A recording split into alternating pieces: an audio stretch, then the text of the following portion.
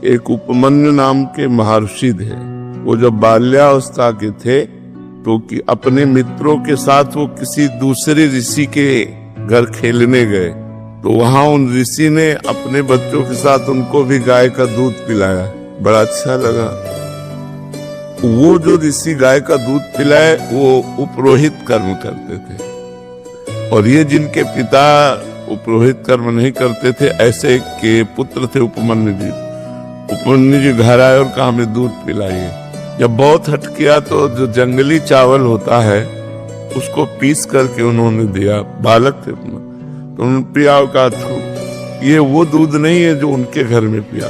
तो माँ ने डांट के कहा तुम्हें दूध चाहिए तो भगवान शंकर की तपस्या करो और तप के द्वारा वरदान प्राप्त करो, क्षीर समुद्र का दूध पियो। तो उस समय उपमन्यु जी ने दाहिने पैर के अंगूठे केवल खड़े होकर हाथ उठा करके भगवान शिव का मंत्र जपे।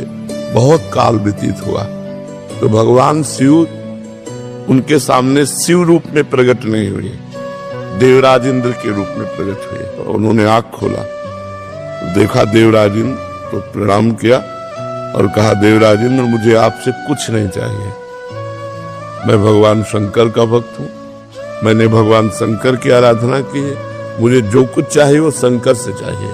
तो वो निंदा करने लगे, चिता की भस्म लगाते हैं, मुंडों की माला पहनते हैं, ऐसा।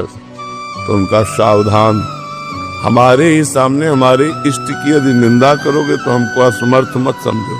मैं ऋषि बालक हूँ, अगर साप दे दिया तो आप भी भस्म हो जाओगे। तो फिर वो निंदा शुरू कर दी, क्योंकि वो भगवान शंकर ही थे ना। तो उन्होंने अघोर मंत्र का प्रयोग किया। ये मंत्र सिद्ध हो जाए तो किसी के भी ऊपर मारण, मोहन, वशीकरण, उच्चाटन आदि का, इसे अघोर मंत्र कहते हैं। जे ही मंत्र को प्रहार किया जल लेकर के, तो नंदिकेश्वर ने जल को लोप लिया और कहा अपने इष्ट मंत्र से इष्ट पर ही प्रहार करते हो। तो देखा भगवान शंकर नंदिकेश्वर पे विराजमान, उमा सबसे पार्षद। तो उनका प्रभु ये क्या लीला थी? तो उनका मैं तुम्हारी अनन्यता की परीक्षा ले रहा था, तुम अनन्य निकले, इसलिए जाओ, रोज तुम्हें क्षीर समुद्र का दुग्ध मिलेगा, और अजरश्चैव अमरश्चैव, और जिस समय तुम मेरा ध्यान करोगे उसी समय मैं तुम्हें दर्शन दूंगा। बहुत वरदान की झड़ी लगा दी। तो अनन्यता।